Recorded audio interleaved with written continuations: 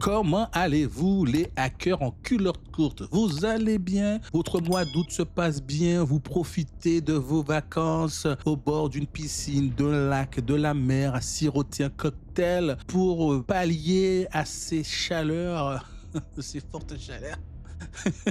Moi je vais bien, je supporte la chaleur, ça va, mais allez, je vais bien. Cela fait longtemps que j'ai pas fait de vidéo, mais quand je fais pas de vidéo, c'est parce que je suis pris, par exemple, pour passer des certifications comme l'ISO 27001 Lead Implementer.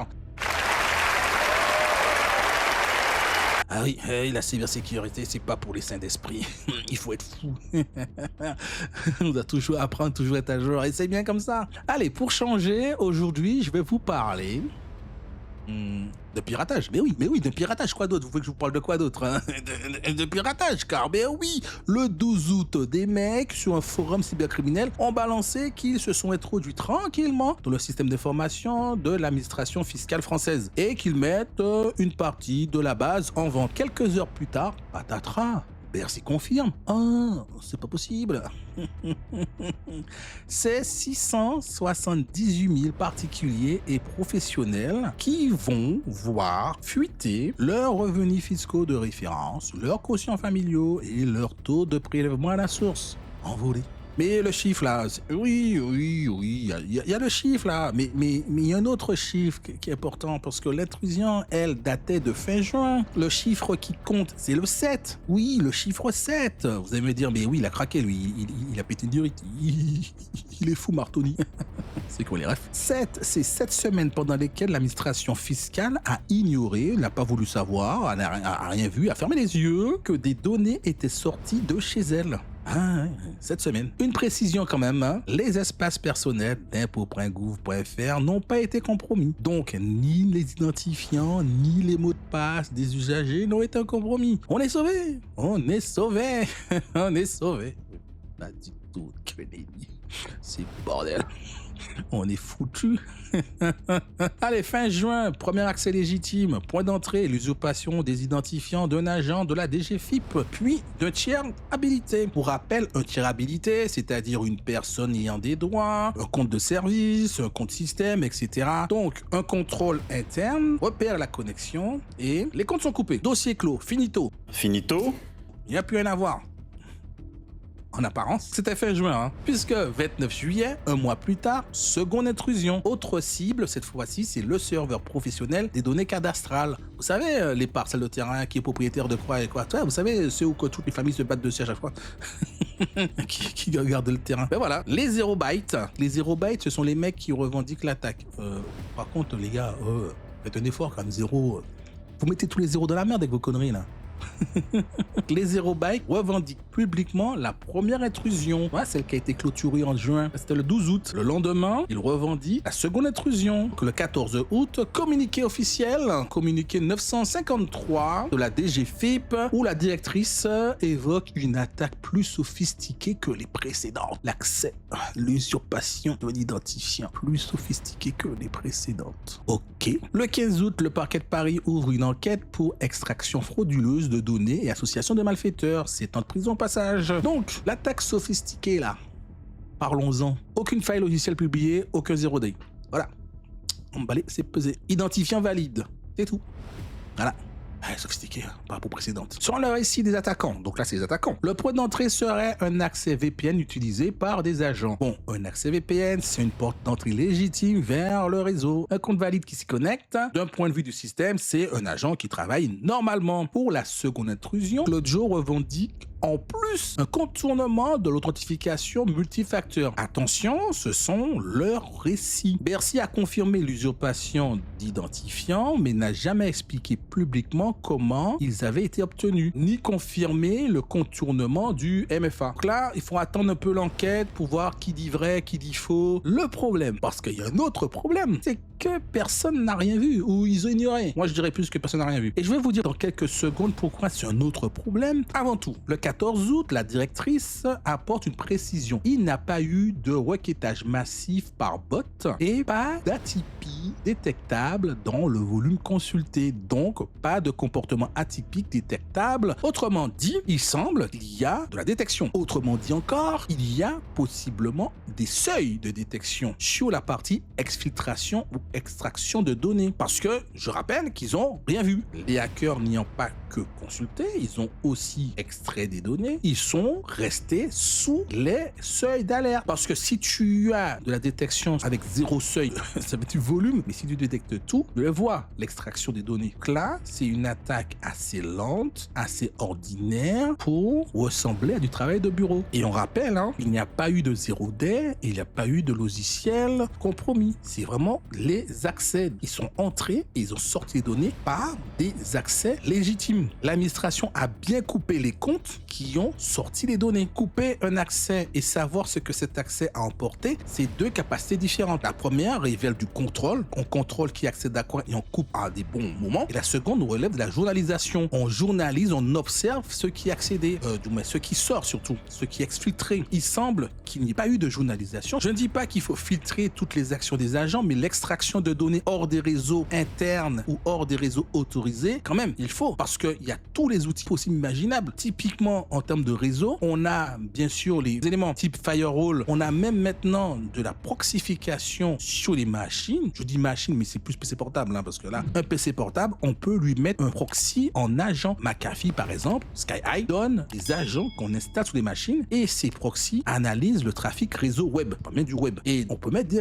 règles pour pas laisser accès à des éléments de stockage type les drives. Autre blocage possible, c'est la montée en USB des stockages externes. Je dis pas qu'il faut fliquer tout le monde, mais au moins l'exfiltration de données hors des machines et hors des réseaux de la DGFiP, ça doit être surveillé. On a l'impression que les mecs, ils sont entrés et sortis sans un bruit et rien n'a été détecté. Ouais. Et quand je disais que le problème, c'est que personne n'a rien vu, c'est parce que ce n'est pas une première. Je rappelle tout de même qu'en janvier 2026, le fichier national des comptes bancaires, le FICOBA, dont j'ai fait une vidéo sur le sujet, a été consulté frauduleusement. 1,2 million de comptes. Et surprise, mon enfant! Surprise, motherfucker! C'est le même ministère, même méthodologie, c'est-à-dire des identifiants de fonctionnaires usurpés. 7 mois plus tard, le même scénario se reproduit. La cybersécurité, c'est vraiment pas pour les saints d'esprit. Parlons de chiffres là, rapidement là. Vous avez vu passer par exemple 2 millions, je crois, un truc comme ça. Donc il faut des explications. Il y a quelques petites explications à donner par rapport à ces différents chiffres. Le bilan officiel, c'est 678 000 comptes particuliers professionnels, plus 200 000 comptes sur la partie fichiers cadastraux. Les 2 millions. Pourquoi on entend parler de 2 millions à droite à gauche? Parce que les 2 millions, c'est les mecs de 0 byte qui le sortent parce que au niveau du volet cadastre, en gros, une ligne extraite égale une parcelle et une parcelle peut avoir plusieurs propriétaires de cette parcelle ou associés de cette parcelle. Exemple, papier mamie s'en vont vers l'au-delà, donc potentiellement plusieurs enfants, voire plusieurs petits-enfants sont propriétaires d'une parcelle. Ben oui, la maison de papier mamie avant le avant le passage des frais de succession appartient aux gens. Bon, après le passage de succession, potentiellement, ça appartient plus. Ça appartient plus aux gens. Donc, un facteur de 10 entre le bilan officiel et les revendications. À ce jour, les investigations se poursuivent pour trancher quels sont les vrais chiffres. Mais est-ce qu'il faut parler des données? Ben oui, parce que c'est le cœur du problème. Un mot de passe qui fuite, on le change. Un revenu fiscal de référence, l'adresse de bien immobilier, la composition du foyer, à moins de passer dans fait entre l'accusé, c'est difficilement changeable. Et c'est là que le croisement des données devient dangereusement redoutable. D'un côté, les hackers ont ce que vous gagnez, de l'autre côté, ils ont ce que vous possédez. En plus, ils ont vos informations bancaires avec le FICOBA, ils ont votre identité avec le piratage de l'ANTS, vidéo que j'ai aussi faite. Ils ont vos emails, téléphones lors de d'autres compromissions, etc.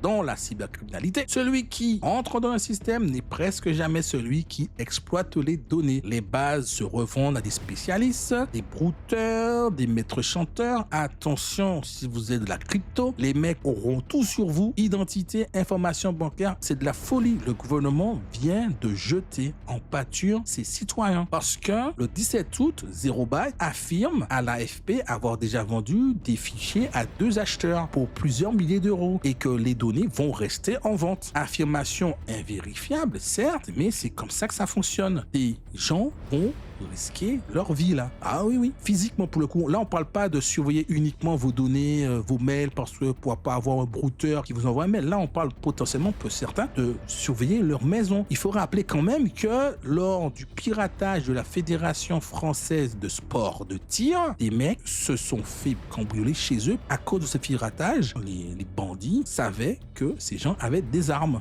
Là, on verra vos revenus fiscaux. Attention si vous avez de la crypto-monnaie, parce qu'il y a les crypto napping. Et là, c'est pas une entreprise privée de crypto qui a perdu des données. C'est vraiment le gouvernement qui a perdu 3 à 4 fois les données de ses concitoyens. Et les mecs là, ils ont balancé son tremblé qu'ils visent la France car les organisations françaises seraient faciles à pirater. Ça, je l'ai dit dans mes vidéos précédentes. Vu comment c'est parti, il y a potentiellement d'autres attaquants qui entreront dans les systèmes des administrations françaises. Et ça, je l'ai dit. Après, il faut pas être génie, hein, mais voilà. Petite parenthèse, s'ils sont français là, ça m'étonne toujours que des hackers non repentis se confient et se répandent dans les médias. Bien que les médias ont la protection des sources, mais parmi les affaires passées, quelques-uns se sont fait choper. Hein. Les mecs zéro là, oui, il y a des mecs qui se sont fait choper. Hein. Se vanter, c'est bien pour faire sa pub, mais comme l'a bien résumé Benjamin Franklin, 3 personnes peuvent garder un secret seulement si 2 d'entre elles sont mortes.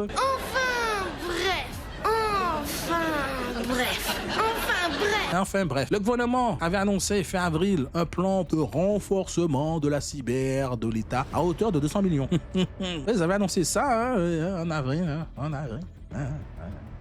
Ça n'a pas trop avancé, l'histoire là, où on n'est pas au courant. Alors on va dire qu'on n'est pas au courant. Mauvaise langue que je suis. En plus, il faut savoir qu'un audit des systèmes de la DGFiP était attendu pour septembre. Oui, suite au piratage de Ficoba en janvier, il y avait un audit qui était prévu en septembre. Ouais.